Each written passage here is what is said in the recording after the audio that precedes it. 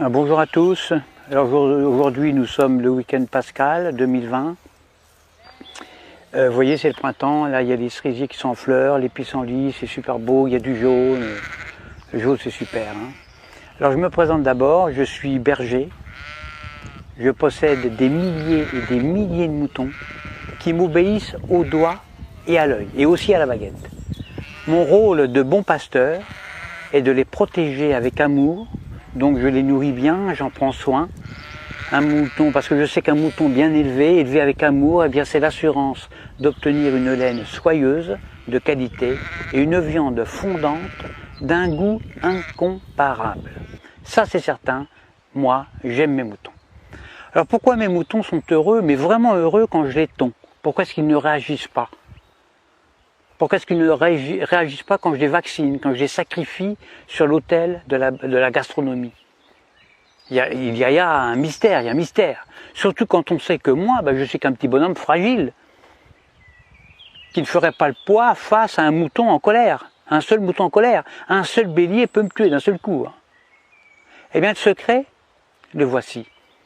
Pour qu'un troupeau de milliers de moutons soit docile, soumis, obéissant, eh bien il suffit de jouer soit sur la peur, soit sur leurs besoins de sécurité.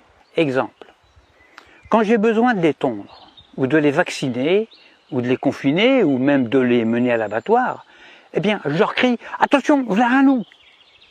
Il y a un gros loup !» Donc là, je joue sur la peur. « Courez vite dans la bergerie, allez vite, vite, vite, réfugiez-vous là-bas. » Besoin de sécurité. Et là, dans une psychose collective, où ils se piétinent les uns les autres, ils se carapatent tous dans la bergerie, sans même réfléchir, parce qu'ils sont heureux de se retrouver en sécurité, confinés dans la bergerie, loin des dents du loup.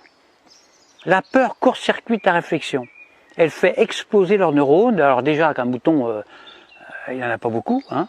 Alors pendant que leur attention est dirigée vers le loup, eh bien moi, tranquillement, je les tonds, je les vaccine, je leur tatoue le gigot, je puce les rebelles, je castre les chefs, bien sûr, en leur injectant des médicaments, etc., etc. Et quand j'ai fini mon travail, eh bien, je les relâche tout doucement par petits groupes. Alors c'est vrai qu'ils se sont fait tondre, ça ils s'en rendent compte, ils le voient, mais ils sont heureux d'avoir échappé au gros loup. Ils sont tondus, mais encore vivants, donc contents, heureux. Je les fais alors bêler tous en chœur à la tombée de la nuit et je leur demande de m'applaudir à 20 h au moment du journal télévisé qui leur raconte qu'ils ont échappé vraiment à un grand danger. Alors bien sûr, sur le nombre, il y a toujours quelques rebelles, des moutons noirs, qui sont des moutons plus intelligents que les autres, qui comprennent, ils ont pigé mon stratagème. Alors ils essayent, ils tentent désespérément d'expliquer à leurs frères moutons, à leurs congénères, que si le loup en croque 2 ou 3 seulement, le berger, lui, est beaucoup plus dangereux, puisqu'ils finiront tous sur une table en méchoui, ou sur la table pascale.